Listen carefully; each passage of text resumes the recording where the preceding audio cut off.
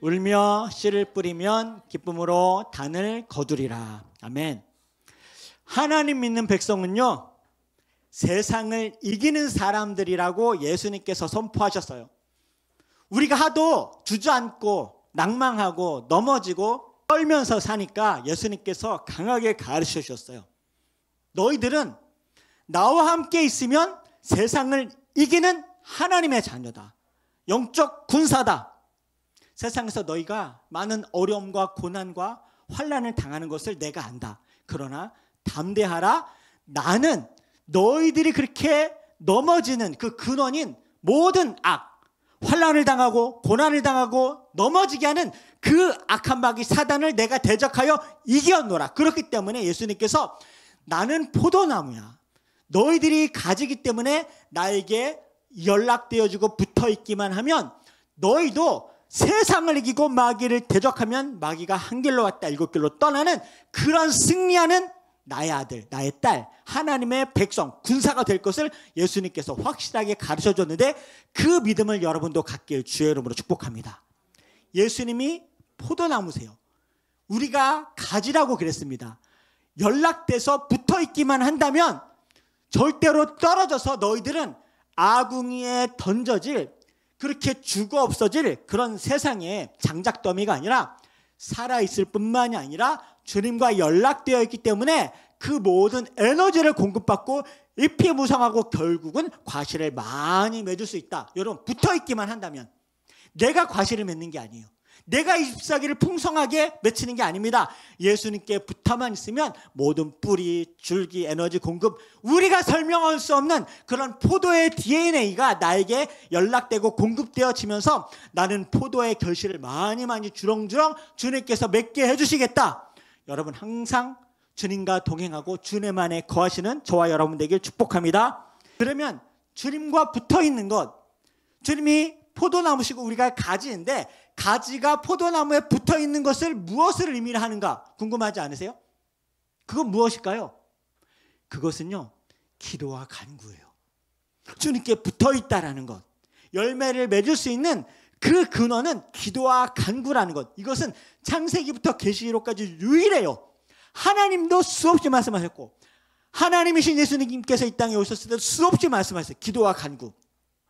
함께 우리 그 증거를 요한복음 15장 7절 예수님께서 분명하게 가르쳐 주셨습니다. 요한복음 15장 7절. 자, 우리 크게 읽습니다. 시작. 너희가 내 안에 거하고 내 말이 너희 안에 거하면 무엇이든지 원하는 대로 구하라. 그리하면 이루리라. 할렐루야. 맞죠? 너희가 내 안에 거하고 내 말이 너희 안에 거한다는 것은 그 열매의 근원이신 포도나무 대신 예수님께 우리가 붙어 있다는 것이죠. 너가 내 안에 거하고 내 말이 너희 안에 거한다는 건 포도나무이신 예수님, 열매의 근원 되신 예수님께서 우리가 붙어만 있으면 기도하고 구하면 그리하면 열매는 주님께서 이루어 주시리라. 할렐루야. 그래서 저는 오늘 비전 선포 네 번째도 강력하게 여러분에게 권면하고 선포하길 원합니다. 우리 결단합시다. 2025년은 다른 것은 몰라도 우리는 기도하기로 결정하고 기도하기를 쉬는 게으름을 최대한 우리가 힘써서 그 모든 것들을 하나님께 헌신하는 저와 여러분 되길 주의 이름으로 축복합니다. 창세기부터요 계시록까지 많은 죄 많은 사람들이 나와요. 많은 연약한 우리와 같은 사람들이 등장합니다. 그런데 그들도 마귀를 대적해서 이겼어요.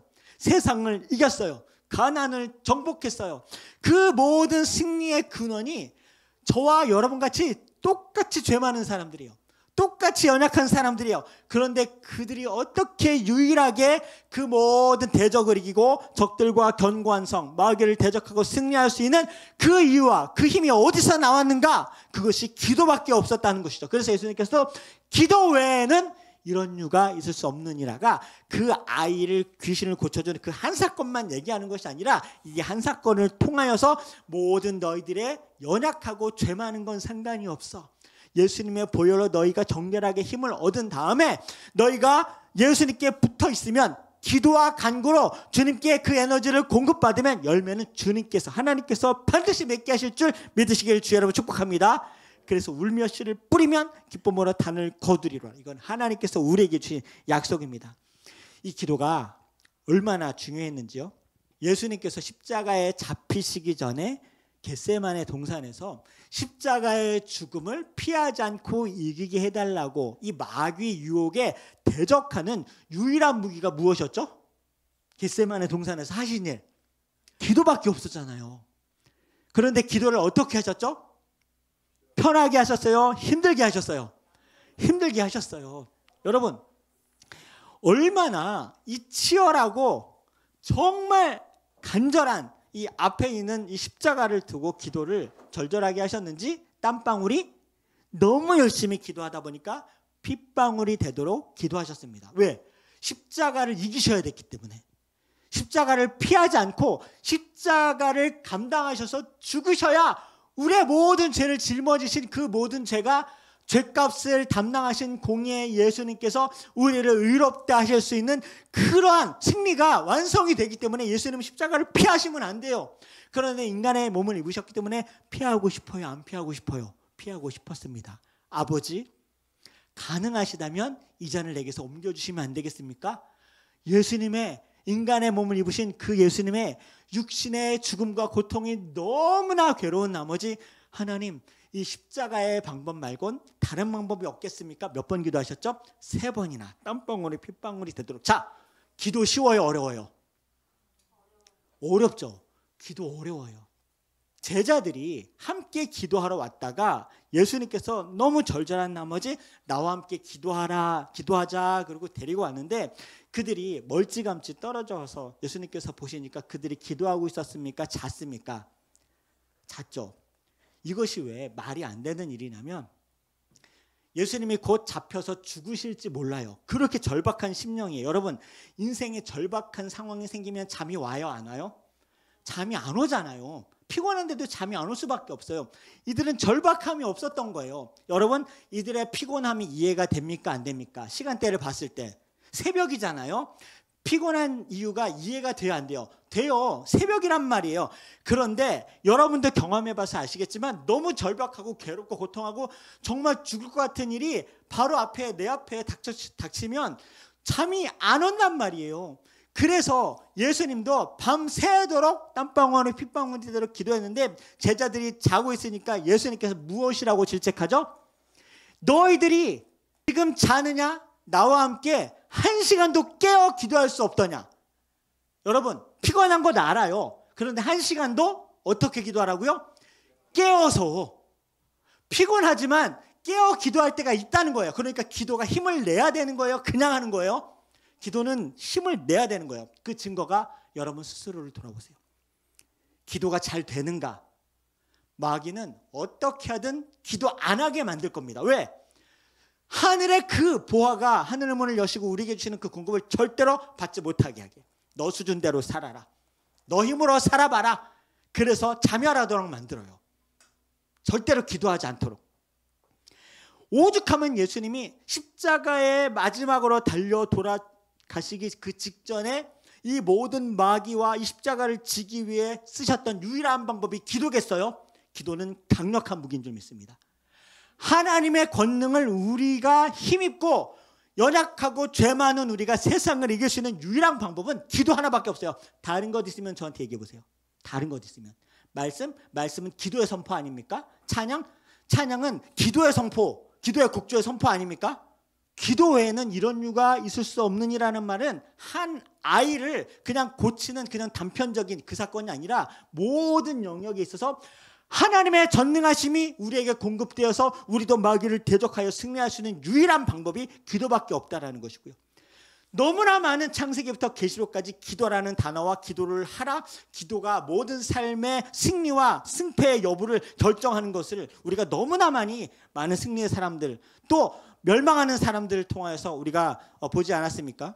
기도는 쉽지가 않아요. 기도는 힘들어요. 그래서 깨어 기도하라라는 거예요. 깨어 기도하라. 호통을 치신 것이에요. 그래서 보세요. 그 증거가 무엇이냐? 왜 기도를 강조하셨는가? 예수님께서 결국은 잡히시자 때가 왔다 하시면서 예수님께서 잡히시자 제자들이 어떻게 했죠? 예수님은 잡히셨어요. 그리고 십자가를 감당하셔서 다 이루었다 하면서 승리하셨습니다. 그런데 제자들은 시작하자마자 완전 전패요. 도망가는 제자, 숨는 제자, 혈기 부리며 칼을 드는 제자, 옷 벗김을 당한 채로 숨는 제자, 예수님을 팔아먹는 제자. 시작하자마자 예수님께서 말씀하신 시험에 들지 않게 깨어 기도하라. 나랑 한 시간도 깨어 기도할 수 없더냐라고 그들이 결국은 실패한 이유는 무엇의 실패라는 것이죠? 기도의 실패예요. 예수님이 나와 함께 한 시간도 깨어 기도할 수 없더냐라는 것에 이 말씀의 이유는 너희들이 기도를 실패했기 때문에 내가 잡혔을 때 너희가 팔아먹고 도망가고 숨고 옷 벗김을 당하면도 그렇게 주랭날 쳤던 이유는 너희가 기도를 실패했기 때문에. 그럼 예수님은 왜 십자가를 감당할 수 있었을까요? 기도의 승리를 경험하셨기 때문에. 너무나 괴로워서 예수님도 십자가를 피하고 싶었습니다. 3번이나 아버지 이 잔을 내게서 옮겨주십시오. 아버지 이 방법 안 하면 안 되겠습니까?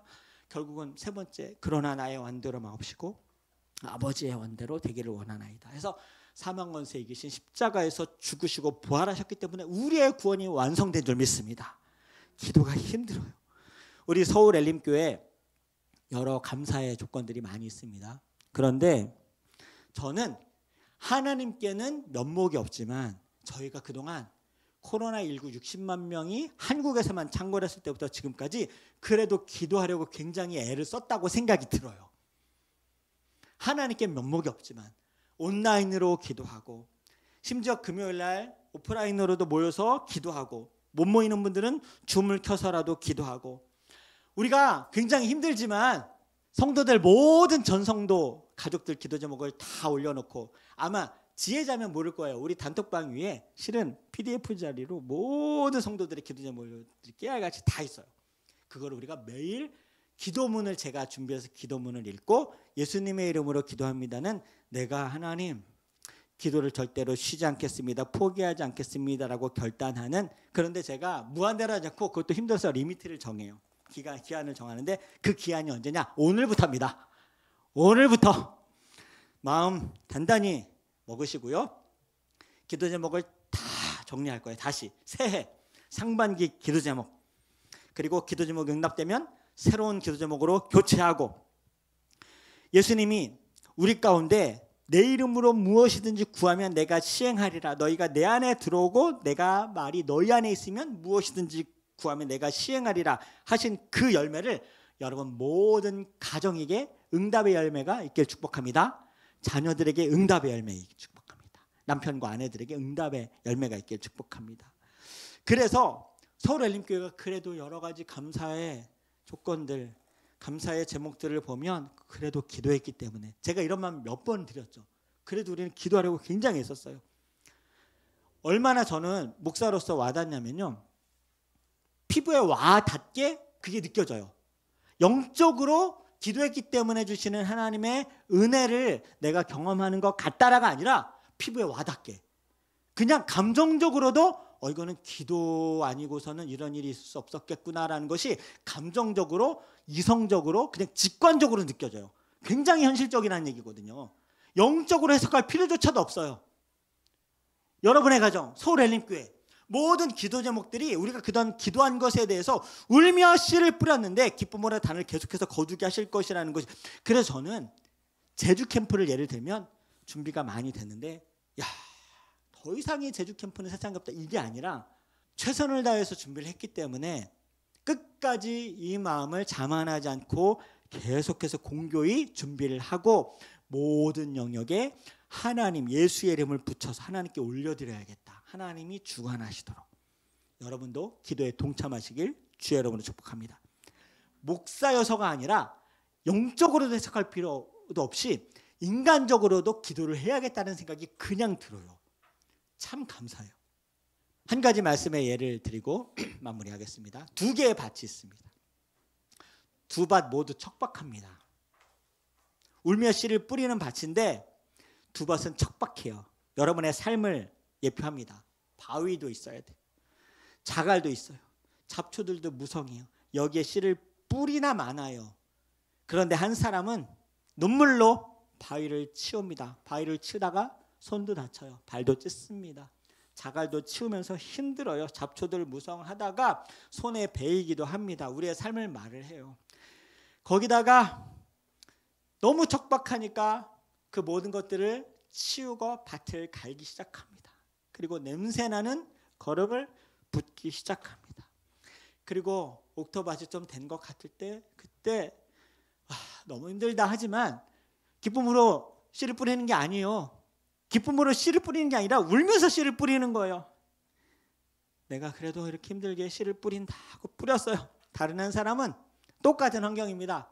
인생에 너무 불순물이 많아요. 큰 바위도 있고 자갈도 있고 이거 못 치워. 너무 귀찮아 힘들어. 그냥 안 해도 이만큼 이대로 사는데 지장이 없어. 그러나 결국 가을이 되면 극명하게 바뀝니다.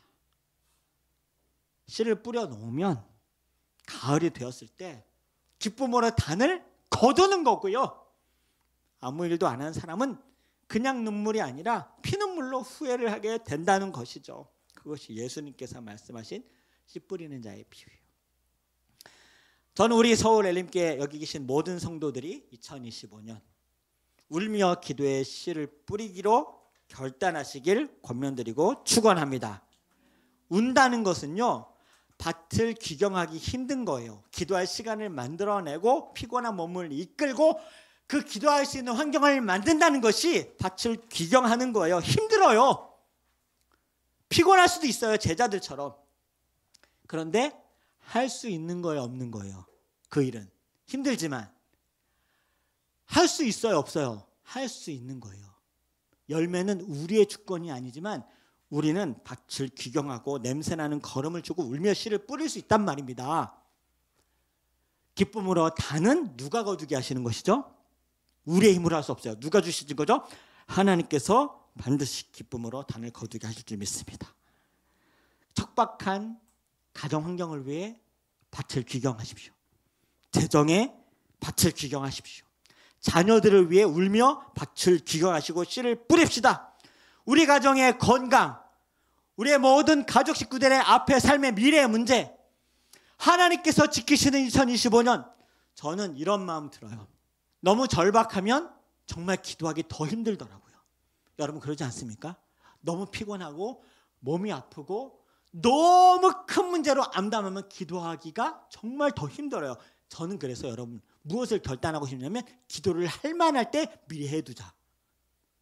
기도를 할 만할 때, 추수할 때가 됐는데 굶어 죽게 생겼어요. 그때 절박해서 기도하지 말고 우리가 봄에 똑같이 척박하지만 밭을 힘을 내서 울며 귀경하고 아파서 찢어서 아프더라도 서럽지만 밭을 귀경하고 울며 씨를 뿌려봅시다. 그러면 하나님이 늦은 비와 이른 비를, 햇빛과 단비를 주셔서 반드시 가을에는 약속하셨습니다.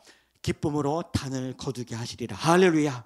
그래서 우리 서울 엘림교회를 위해, 여러분의 가정을 위해, 우리 차세대 키즈, 스쿨, 틴즈 예배를 위해, 이혼 사모의 건강을 위해, 여러분 가족 식구들의 건강과 안녕을 위해, 재정을 위해, 이번 제주 캠프 날씨를 위해, 여러분 날씨 안 좋으면 다 준비한 것 그냥 숲으로 돌아가는 겁니다. 그런데 기도하고 날씨가 안 좋으면 하나님께서 그 가운데 하시는 역사가 있을 줄 믿습니다. 우리 키즈 아이들을 위해, 스쿨 틴즈 아이들을 위해, 그리고 모든 이동간 우리 안전을 위해, 저녁에 있을 성령 집회 기름 부으심 위해, 먹고 마시고 하나 되는 가족이 되어서 돌아오는 그런 놀라우신 하나님의 사랑의 충만함을 위해 구원의 역사가 나타나고 예수 그리스도가 나의 구주시라는 것을, 나보다 예수 잘 믿는 우리의 아들 딸들이 되는 그런 것을 우리의 눈으로 목도하는 우리 삼촌과 이모가 되고 우리 부모, 우리 아비와 어미가 되는 것을 볼 수 있도록 우리가 모세와 아론과 훌이 되어서 기도하는 손이 피곤하지 않도록, 피곤하지만 내려놓지 않고 서로 힘을 모아 중보할 때 우리의 가정에 하나님께서 천국이 임할 줄 믿습니다. 우리의 자녀들이 아말렉을 이길 줄 믿습니다. 게다가 여호수아 갈렙이 되어서 나머지 10명의 정탐꾼은 다 어찌 될지 우리 상관하지 맙시다. 우리 아이들만큼은 여호수아 갈렙이 되게 하는데 우리는 결정합시다. 왜? 사느냐 죽느냐 문제이기 때문에. 사느냐 죽느냐, 승리하느냐 패배하느냐, 좋고 나쁘고의 문제가 아니에요. 더 먹고 덜 먹는 자의 문제가 아니라 이거는 영적 전쟁이라 그랬어요. 사느냐 죽느냐 문제예요. 역대하 7장 4절 우리 크게 선포합시다. 약속하셨어요. 시작. 내 이름으로 일컫는 내 백성이 그들의 악한 길에서 떠나 스스로 낮추고 기도하여 내 얼굴을 찾으면 내가 하늘에서 듣고 그들의 죄를 사하고 그들의 땅을 고칠지라. 아멘. 잠언 16장 이런 말씀이 있습니다. 사람이 자기의 길을 계획할지라도 그 길을 인도하시는 여호와시니라. 할렐루야. 이 말씀은 뭐냐면 우리가 할 수 있는 일을 하면 그 방법과 결과까지는 하나님께서 책임지신다는 말씀인 것을 믿으시길 축복합니다. 이 말이 그 말씀이에요. 사람은 자기의 길을 계획할 수 있지만 그 모든 길을 인도하시고 결과는 여호와시라는 말씀은 우리가 해야 할 일을 마땅히 하면 그 모든 방법, 과정, 결과는 하나님께서 책임지신다. 새해 우리가 더 잘해야 될 건 없어요. 마땅히 해야 할 것을 성실하게 하면 됩니다. 마땅히 드릴 주님의 시간, 마땅히 드릴 주님의 예물, 마땅히 우리에게 맡겨주신 지극히 작은 소자 한 사람 한 사람을 섬기는 일, 그리고 거기에 기도만 소홀히 하지 않는다면 반드시 기쁨으로 하나님께서 역사하실 줄 믿습니다. 로마는 대자훈련도, 훌륭한 찬송도, 예배팀도, 성경 말씀도, 영적 지도자도 없었지만 그들은 성령 하나, 복음의 능력으로 로마는 300년 후에 기독교 국가로 완전히 무너진 것을 우리가 알 수 있습니다.